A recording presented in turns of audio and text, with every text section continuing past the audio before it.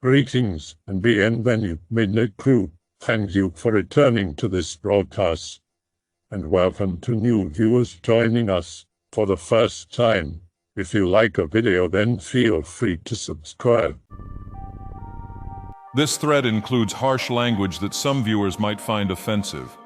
Viewer discretion is advised. You've been warned, so refrain from losing it in the comments section. I've thought about making a thread for quite some time, but I could never go through with it. It took another /x/file to convince me that this would be a good idea, and another couple of weeks to gather the courage. Talking about myself doesn't come naturally anymore, and my English has been largely neglected for a few months, at least on the written side of things. Still, this is important, if only for my own selfish desires. I don't want to feel alone anymore. I've been coming to /x/ since before this all began, and I feel that this place may appreciate my information. Maybe I can even prevent someone from falling into a trap or getting hurt. I know I'm not the only one who's ever wandered through a crowd and wondered about the many strangers standing around me. I know I'm not the only one to feel eyes upon the back of my neck in a deserted alley, or sense that something about the cityscape at dusk is somehow vague or off. I know I'm not the only one who's ever heard a phantom whispering or a calling coming from nowhere. If I were, there would be no forum like this. But forgive me if I sound cryptic. I'm not trying to, so let me give you the facts. Months ago, I became what's called a rabbit, or a runner for an underground organisation. My job involves carrying messages or items to specific people and keeping my eyes and ears open for specific information. These items may be illegal or mystical in nature, though how actually mystical they are really varies. I am entirely human without any sort of sensitivity or special psychic powers, at least no more than anyone else has. But I have developed some skills out of necessity. Some of the people I work for are entirely human. Some, I have my doubts, as crazy as that may sound. My dealings involve people inside and outside the organisations. If these things interest you, /x/, I will tell you about how I ended in this position and what sort of things I deal with. While telling these stories, I will answer your questions as best I can. Please understand that in this world information is power, so I may not know everything. Please also understand that I will not give you specific names or locations. This is as much for my safety as it is for yours. If people start sniffing around, it will eventually be traced back to the one who shared these secrets, and they won't hesitate to shut at least me up. Still, if you can infer where this is from the things I say, I can't stop you from looking. Just please be careful. If this stuff doesn't interest you, I will fade away. This trip is only to fight any confusion while in this thread. To help you understand this landscape and to protect you, should you find yourself in this position, I will give you some of the rules I have learned along the way. Rule 1. What's seen cannot be unseen. I came to this country to get away from everything.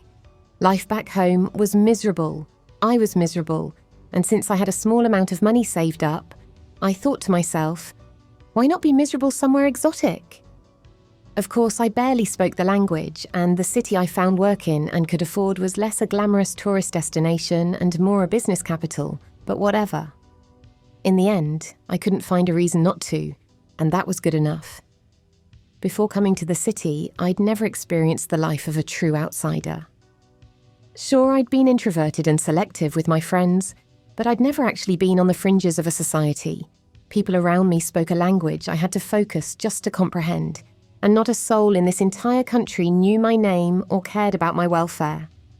I was a ghost.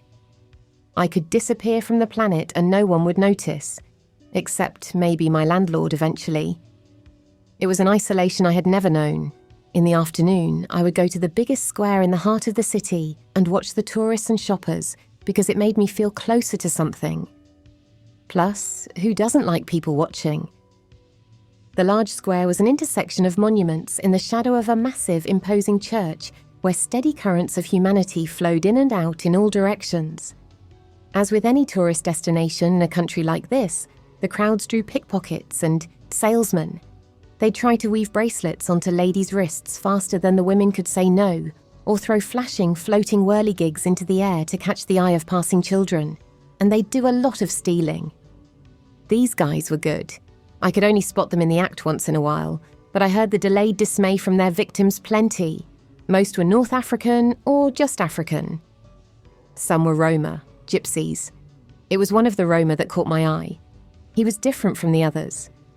For one thing, he looked different. Rather than seeming unwashed and vaguely terrifying, he had an easy grin and a distinctive style of clothing. He was young, maybe mid-20s, though it was hard to say for sure. His nose was prominent and looked like it had been broken once before and set wrong. He had long black hair that he usually wore back in a ponytail, and his eyes were a shade of amber yellow. Of course, he still looked like he would rob you blind, but his strategy was charm over intimidation. People almost wanted him to rob them, but he rarely did. I noticed that this man didn't sell toys or bracelets like the others. His trinkets were more distinctive, and he had a strange customer base. Most often, he'd just sell birdseed and slip small packets into the pockets of men or women when others were distracted by pigeons. From my covert vantage point at one of the little cafes lining the square, I could never get a good look at what these packets were. Some of them looked like little slips of paper, others were in baggies. At the time, I was certain he was selling drugs. I was mostly wrong. After one particularly amusing transaction in which a man who was clearly a tourist tried hard to be secretive during the handoff and failed miserably, the Roma man turned and grinned directly at me. Mortified, I quickly looked away. After that, I spent less time in the square. Though aching for interaction, I was not a very social or confident person. A surprise from a 4chan regular, I know. Another habit I developed was wandering. I'd pick streets at random and zone out while listening to music. I'm sure everyone's done this at some point. As long as I knew the general direction I was heading in, I could usually keep myself from getting too lost, and occasionally I ended up in some interesting places. This particular winter night was not such an occasion. Somehow it had gotten dark, and I realised a bit too late that I was walking down some alley I'd never seen before. The buildings looked residential and were packed close together, and what little light there was came from the occasional street lamp. It was bitterly cold and cloudy. The area was deserted. The only sounds were distant cars and the beat of my feet on the sidewalk. Reluctant to turn down yet another smaller, sketchier side alley, I stuck with that street in hopes that it would eventually lead to either a main road or somewhere I could grab a taxi. I turned off my iPod to better focus, and that's when I heard them. Around the next bend, 3 young men had another guy shoved against the wall and were essentially beating the piss out of him. I'd only ever seen drunks brawl, and this scene looked like something out of a movie to me. The 3 punks looked fairly similar and generic, but between their fists and the blood, I couldn't get a good look at their victim. They were saying something to him, but it was too low and too quick for my delicate grasp of the language to pick up. I stopped and hugged the shadows on the opposite side of the street, worried about getting closer. While I watched, they threw the guy down and stomped on his legs and ribs. I thought I heard a dull cracking sound, and a sickening groan left the man's throat.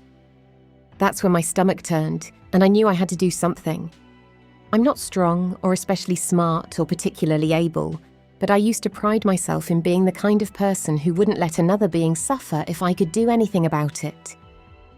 I ducked down between 2 parked cars and looked around frantically. No way was I going to openly face these guys, and considering I had no idea how to call the police in this country, my brilliant plan was limited to picking up an empty bottle and lobbing it at a window of one of the cars across the street as hard as I could. Why? Don't ask me. I'm not an action hero. It didn't shatter, but the car's alarms started going off. The noise caused the men to freeze and look around. Their eyes scanned the shadows, and I could almost feel them crawling all over me. About here, I realised that this was really not a good idea.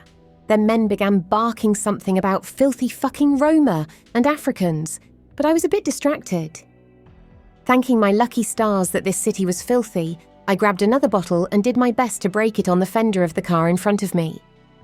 That one finally broke, and at least I had some kind of weapon. I fully expected the men to come over to investigate and kick my ass as well for being dumb enough to disturb them, but after several shouts between them, they took off in a different direction, leaving their victims slumped on the ground. Looking back, I'm certain they were worried that reinforcements had arrived to help their prey. I waited for what seemed like several minutes, making sure the sound of the men running had disappeared within the wail of the car alarm before I hurried over to the man's side. His face was a nightmare of blood and swollen tissue, and his breathing was shallow gurgles. But when he managed to open one less swollen eye, I recognized the yellow. Apparently, the Roma recognized me too. "What the fuck are you doing here?" he managed to wheeze, at least as far as I remember. I really didn't have an answer for that, but I sputtered that we needed to get him to a hospital. No hospital. Where do you live? Taking a suspected drug dealer who clearly had enemies back to my house was another terrible idea, but why break the streak I currently had going? Besides, I had already decided to save him. I couldn't leave him in the street. I told him the area I lived in as I helped him to his feet. He grunted and limped in that direction with my help. The Roma led the way, and I remember being surprised we were so close to my neighborhood after all. I couldn't remember turning back in my home's direction before the scuffle, but I must have gotten turned around. Again, I was mostly wrong. Shortly we made it back to my place, where he got himself into the shower while I dug up a first aid kit left by the previous tenant. I stood just outside the bathroom, coming to grips with what I'd just done, while he managed to stop the worst of the blood from his split lip and broken nose and patch up what we could. He was more skilled at bandaging himself than he probably should have been. During this time, I got little information out of him through my own nervous babbling. Who were those guys? Arseholes. It's not a problem. Are they going to follow us? Maybe. You locked the door, right? Are you sure you don't need to go to the hospital? I don't trust doctors. At some point, he asked me my name, and it caught me off guard. I'm not a very smooth person, as you've probably guessed, so I stammered something to the effect of, Io? Huh? He asked as he shoved some bandages away and gathered up his things. Before I could correct him, he said, "Call me Vinny. Anyway, thanks for the help, Io. I owe you a favour. And no offence, but that was really fucking stupid of you, and if you're smart, you'll lay low for the next few days. Don't forget to lock your door." And just like that, he was gone, out the door. He'd left behind nothing, not even drops of blood on the tile. Some might have considered this convenient. My natural anxieties considered this fodder. I called in sick to work for the next 2 days and only ventured outside of my apartment to gather groceries. I shut all my curtains and tried to make as little noise as possible. I was utterly convinced that either some rabid gang members or the police were going to burst through my door and demand an explanation for my property damage and harbouring a criminal. Until this point, I was a very average, stereotypically good child. I'd never even cheated on a test. On my short trip to the corner store, my paranoid mind convinced me that certain random faces in the crowd were those 3 punks, and they were spying on me.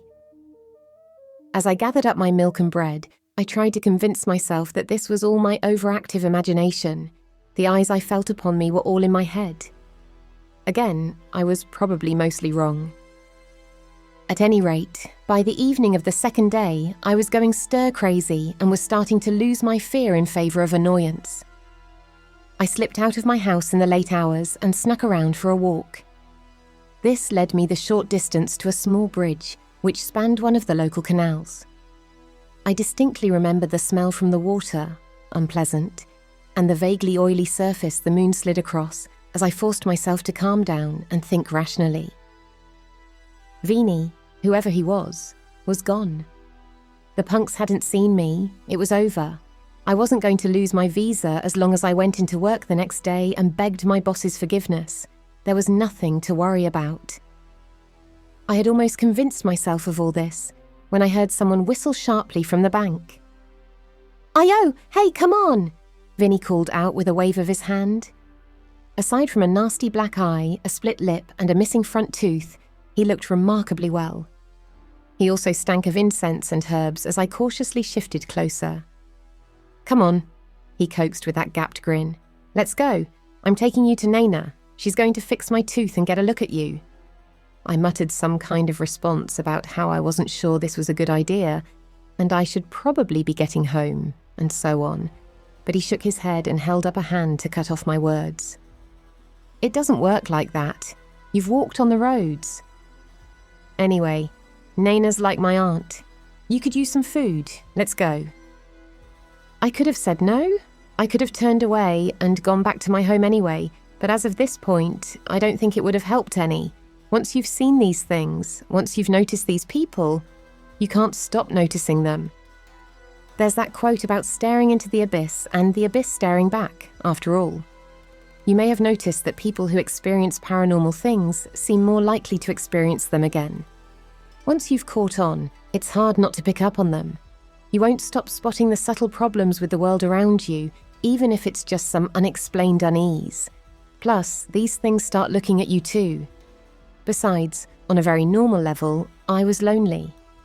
I was aimless, and this was something new. This was a person that wanted my company and spoke to me. I craved that. So I followed Vinny as we started walking, and he gave me some clues about the roads. 2. Stay on your path. Only trust your path. Do not let others influence it. We didn't walk in silence, but for what seemed like a long time, Vinny and I didn't speak. He led the way, and I followed at his side while trying to sneak looks at him from the corner of my eye. He probably noticed this, but he didn't show it. Instead, he started whistling Evil Woman, but stopped after a few measures because it felt too weird through the gap in his mouth, and he complained that he probably swallowed that fucking tooth anyway. Finally, he spoke to me directly. "Just ask, Io. Ask me about the roads." I don't recall speaking, but I'm sure my face did all the asking for me. I'll try to recreate his explanation as best I can from memory. "Everybody knows the roads, but they aren't aware of them. They just walk and slip in and out, and whatever. It's no big deal. But you've got a problem. You know how they say don't wake up a sleepwalker? Well, you woke up." As we walked, the mostly empty street around us changed from the dirty, borderline sketchy sidewalks of my neighbourhood to the much nicer cobblestones in the city's older and more refined sections. The buildings started to look less like city planning and more like architecture, and the change wasn't lost on me. I kept my mouth shut though as I listened. "So the question is, what do we do about this? You can't go back to sleep, right? It just doesn't work that way." From his tone, I got the impression he was trying to convince me of something, but I still didn't understand what. Maybe I was supposed to be mystified and enchanted, but it wasn't quite working. I figured he was either incredibly high or this was all some kind of drug code I didn't understand. That, or it was some deep metaphor which, outside of a glass of beer or a coffee shop, would only make me groan inwardly and roll my eyes. Still, there was something sharp about his features, something insistent in them that kept me from dismissing him outright. Unfortunately, before he could get to his point, we reached one of the gated homes. I'm not certain what the proper name for such homes are, but they aren't uncommon in the wealthy areas of this city. The ornate buildings are still split into large apartments, but their courtyards are guarded with large spiked gates, which reminded me of castles. This was the land of the ridiculously well-off. While Vinny muttered something to one of the door guards, I watched flamingos roosting in the garden across the street. Flamingos in winter. I mean, really. Vinny hustled me down an alley to a side door that must have been a staff exit. We stood in silence next to a pile of leaking trash bags, but it didn't take too long for the door to swing open and blast the heat and noise from inside out into the quiet night. "And who is this? Vinny, is this your little friend? I see you found someone younger than me to play with." Nana's voice was thick with a Croatian accent and heavy, deep without a smoker's rasp. It was strange coming from such a petite woman, but somehow it fit her silver bowl cut and the gap between her front teeth. The conversation had somehow started before she'd even laid eyes on us, which I would find was a common thing with her. She motioned us inside, past a kitchen where an elderly maid cook glared daggers at us, and into what I can only assume was a silverware storage area. Before we could take a seat, she insisted on spreading cloth upon the chairs to protect them. I couldn't really blame her. I'm not poor or dirty, but I felt like I was contaminating the place just by being in it. "So you saw the boys who did this?" she asked me as she forced her fingers into Vinny's mouth, making him wince and complain. She gave him a maternal swat to shut him up. "He says it wasn't the Africans, but I don't believe him. He's lucky. You're lucky, you know," she said directly to him as she reached behind herself to something already laid out on a table. "You're lucky this nice girl came along. What if she hadn't been on your road?" Vinny groaned something, but it was quickly replaced by whining in pain as she shoved something into his gums where the tooth was missing. At least, I think that's what happened. Mercifully, I didn't have a good view to begin with, and I was quick to look away. When my eyes dared to venture back, Naina was grinning at me, and Vinny was hanging his head looking like he might vomit. "Oh, don't be such a baby," she clucked at him. "You're stronger than that. You can't look weak in front of your new friend." Even though she was trying to sound warm and funny, there was a flatness to her tone, and I wasn't comfortable with the way she looked at me. There was a warning there, a clear show that she was in charge. I had absolutely no interest in challenging that, so I limited myself to staying quiet and smiling politely. This strategy must have paid off, because after wiping her hands, she dug into her dress pocket and pulled out a silver chain. At the end was a simple charm that twirled as she held it out. "Take this. I insist. It's a gift for helping my little Vinny.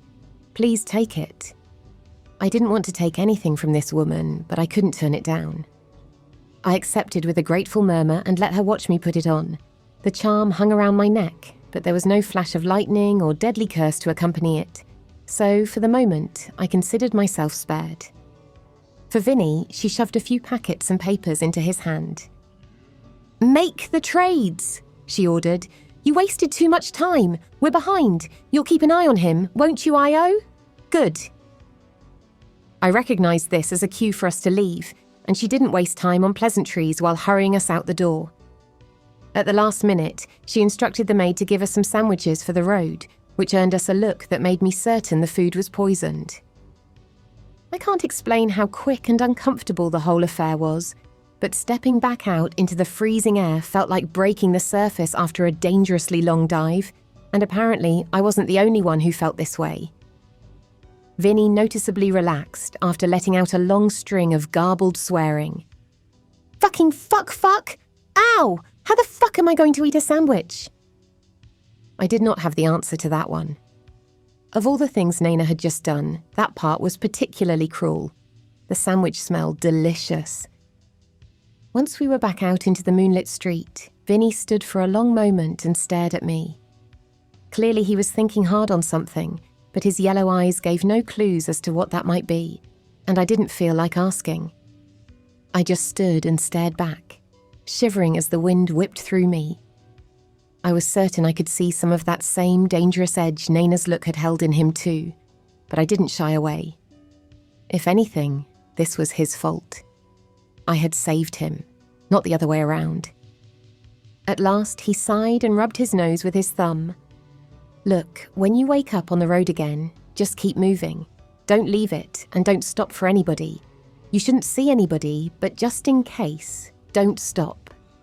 Stay out of the square for a while too, at least until those assholes forget about you. We'll keep in touch." I.O.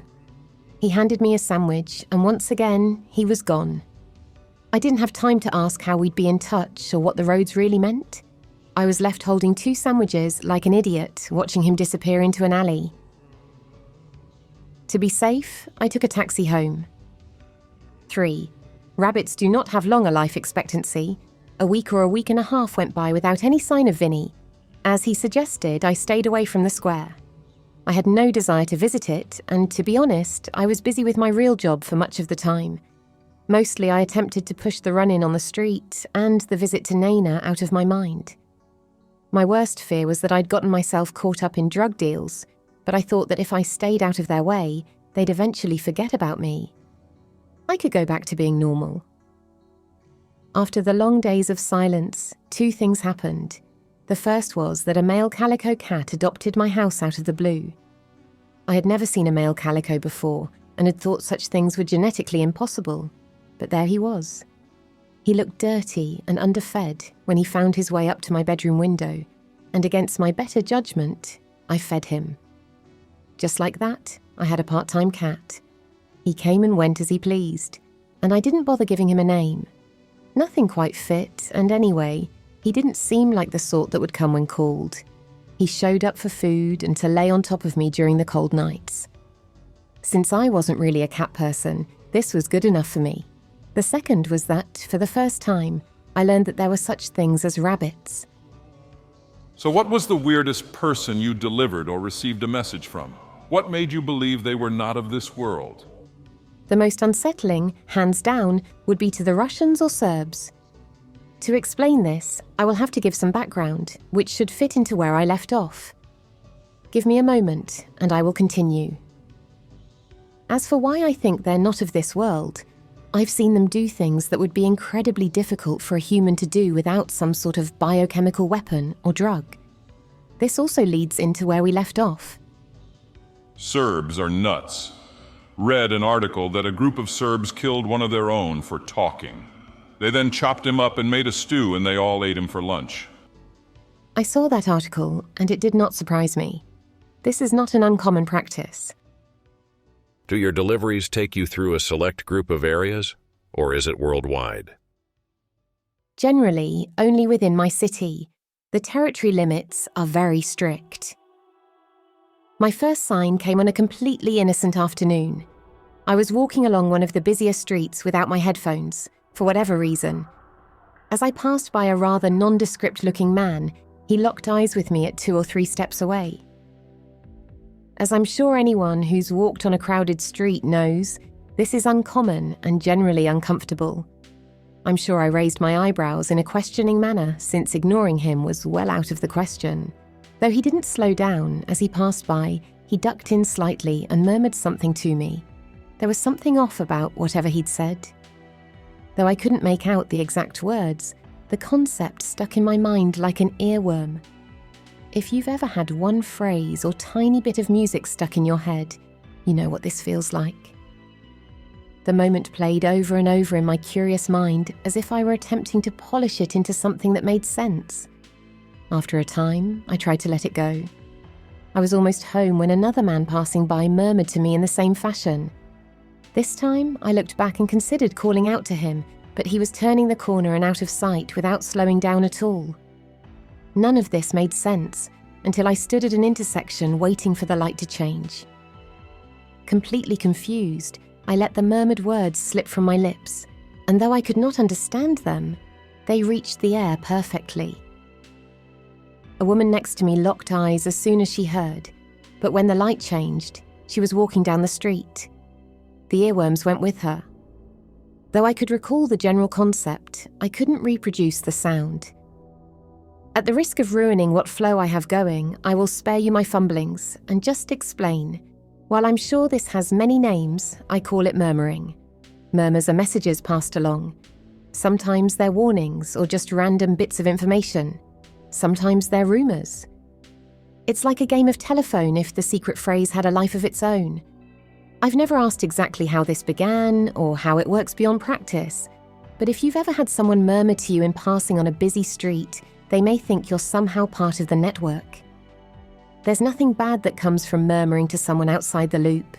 The earworm won't catch, and the outsider won't understand. This is a basic thing, but it's very important for rabbits. It's so important that some rabbits put a great deal of effort into hunting down murmurs to gather information. The better you get at it, the more you can feel them tugging on your mind. It's like a tensing in the top of your skull. Generally, though, carrying too many causes, exhaustion and headaches like eye strain. The murmurs spread out because of this, I think. Oddly, I know what you mean there. How do you identify runners before one feels them first in the back of one's eyes? Different people use different methods, from body language to a sensation between the eyes, almost like a smell. I hate to say that it is just an instinct, but those in the loop can generally spot others with decent accuracy. Plus, the communities are small enough that word gets around. For instance, I am a known rabbit. My next sign was worse. It was a late night, and I had decided to take the metro home from work due to an unexpected snowstorm. Such weather doesn't generally reach the city, but I'm sure most people will agree that this winter was unusual. Snow had forced most people into their homes, and even the homeless had fled underground. Because of this, the metro stop wasn't as empty as it generally is. At such an hour, there was a group of young guys and a few girls waiting on the train when I wandered down, along with an old woman hunched over and leaning heavily on a cane. An equally ancient dog sat on the end of a leash next to her. Generally, I'd feel uneasy being alone at night on a subway, but I found that staying near the elderly in these situations is a good plan. Due to this particular culture, they're usually safe. We were unfortunate enough to get one of the older trains. It putted along the line like a fat worm, and it was covered in graffiti, to the point that it was almost impossible to see out or in the windows. When it pulled up, we all piled on, and I took a seat.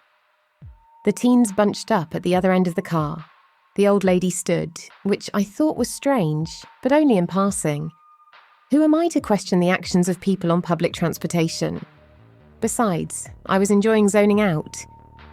I'd chosen the longer, slower line because it was non-stop to my station, as opposed to hopping between the quicker lines to get home. The extended travel time was worth it to get the weight of the day off my feet for a time. I only zoned back in a few stops later, when I noticed that she was swaying more than she really should have been. The ride was a little jerky, but mostly smooth on the longer stretches, yet she was rocking slightly back and forth.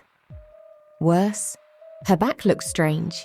She was wearing a fur coat, which was common for that season, and it looked almost as if it were rippling.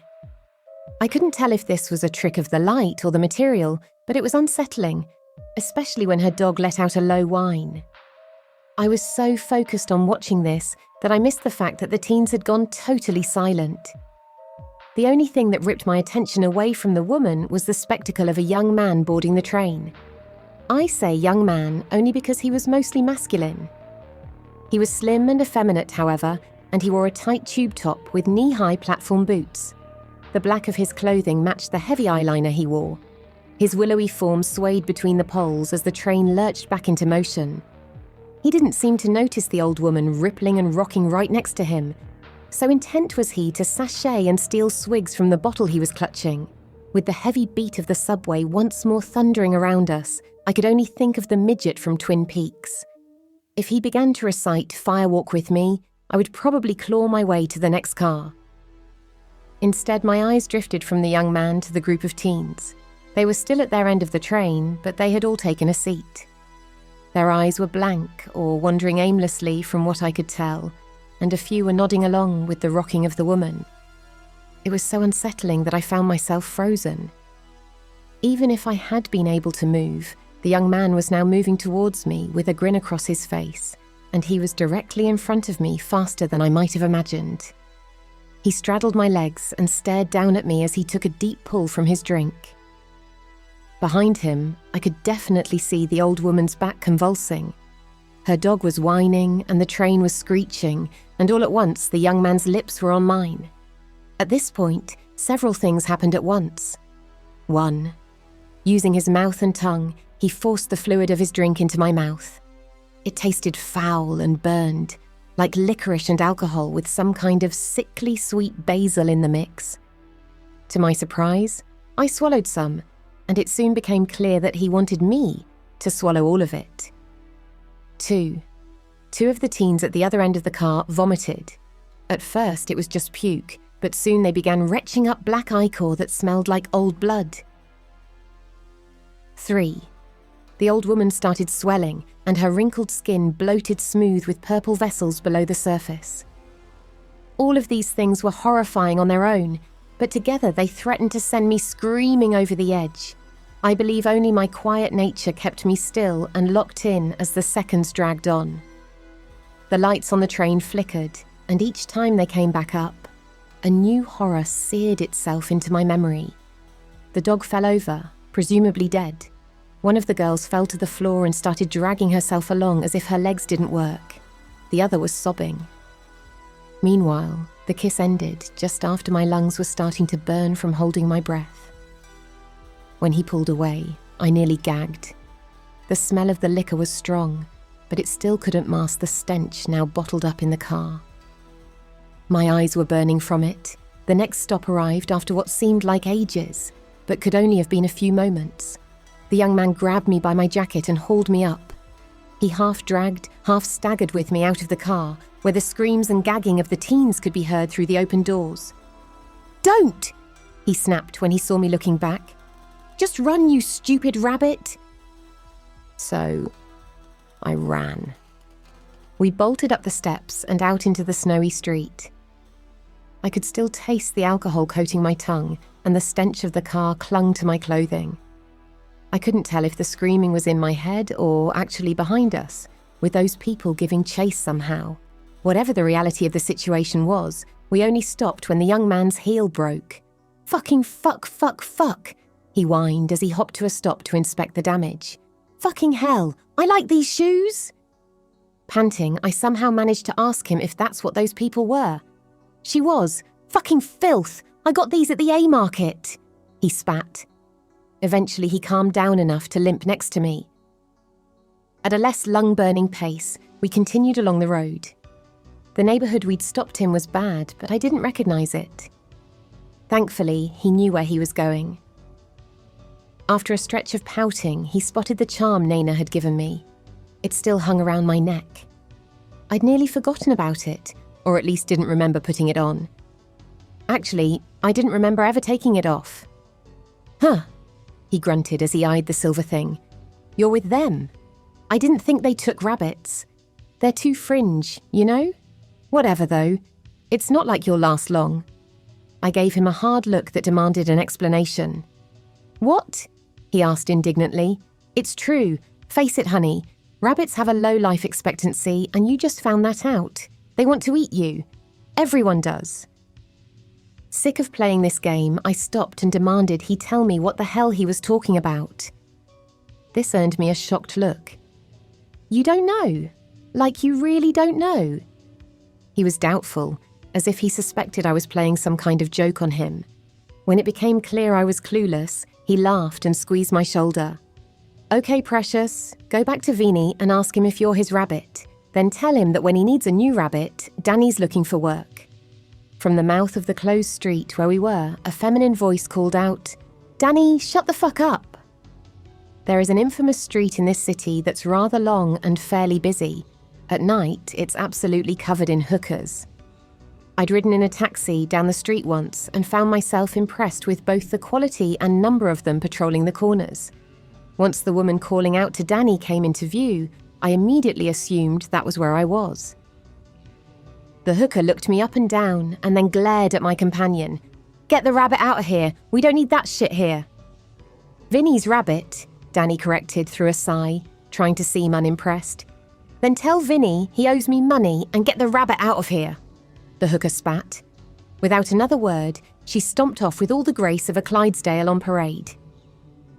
With no shortage of muttering under his breath, Danny dragged me out to the main street and found me a taxi. "Don't forget," he called as he closed the cab door on me. "Ask Vinny."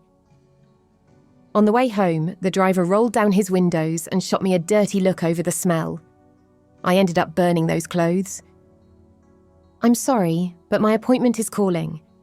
I most likely will not return tonight, but I will be back tomorrow at around the same time with much more. I will stay for another few minutes and answer questions if I can." Yes, tagging like this is used to make territory and communicate to other groups about the area. Is this a job you can escape from or hide? Or will you be found wherever you go? Are the rewards in balance with what it will cost you? Did it find you? Were you trapped? Or is it by your own choosing? I don't know, honestly. There are ways to avoid getting caught, which do not involve making out with Danny, but I can't imagine trying to escape from this completely. I would rather not think about it, though I assume it would involve going back to my home country. Getting an ocean between me and this would be a solid first step. Yes and no. It's nice to belong and to have a purpose. It's distressing and disturbing to deal with these groups. I don't know if the worry outweighs the benefit, and I am concerned that I will die doing this. I suppose I'm less concerned with whether or not that matters. For how I got into it, you should read the first thread I made, which someone was nice enough to link to. Does it pay well? Is it high risk? Do you know anything about the upper workings of the organization that you work for? Is your job, how shall I put this, in a moral gray area? It is extremely high risk, though only in short bursts. It does not pay well unless you're very good at theft, but there are perks. As far as the upper levels, the highest authority I have personally seen for my group is Naina, but she must answer to someone else. I just don't know who. The other groups have their own structures and leaders. I would say these are like gangs or tribes, but most are part of a wider network. Control is sectioned into territories. There are no morals here. I know that sounds melodramatic, but this is strictly survival and capitalism on a very basic level. I have unfortunate but completely mundane news. The internet I was leeching is no longer functioning, so I can't continue tonight. I will return tomorrow. Had I figured this out before all shops closed, it wouldn't be a problem, but I ran late tonight. Apologies, /x/. I'll keep waiting for your return, Io. And some say that Anon is still waiting to this day for Io to return, as she was spooked by the other Anons trying to dox her location. Hey guys, $20 says Io City is Paris. Large church with square in front, Notre Dame. Lots of gypsies there too.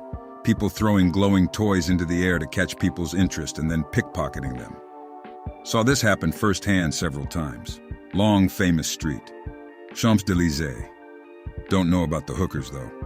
Metro, this is pretty obvious. River in the middle of the city. The Seine. Or you know, whatever. Except that the city is a business city. I would definitely not contest that it may very well be somewhere in France, due to the Africans, and specifically North Africans being mentioned, as well as the Roma and prostitutes. I'm guessing somewhere more like Toulouse, though. So Io is French, this will make tracking the squealer easier. Not so sure about that. Could also be Spain for all we know. You've got big cities with rivers flowing through them. Lots of tourists, lots of immigrants from Africa, lots of pickpockets, lots of gypsies, Eastern European and native ones, and also a big enough network of Eastern European crime organizations, mostly Romanian and Hungarian, but not so many Russians. I find it more likely to be set in Eastern Europe, though. OP was able to tell from the accent someone was Russian. To most Central and Southern Europeans, that accent would be almost indiscernible from other ones from Eastern Europe if you aren't familiar with them. Prague and Budapest would come to mind. Especially Prague has lots of industry in the outer peripheral areas. I hope that you enjoyed tonight's broadcast. If you enjoyed tonight's story, then please subscribe to the channel, as more green texts will appear daily. A new broadcast will appear when the clock strikes midnight Central Time.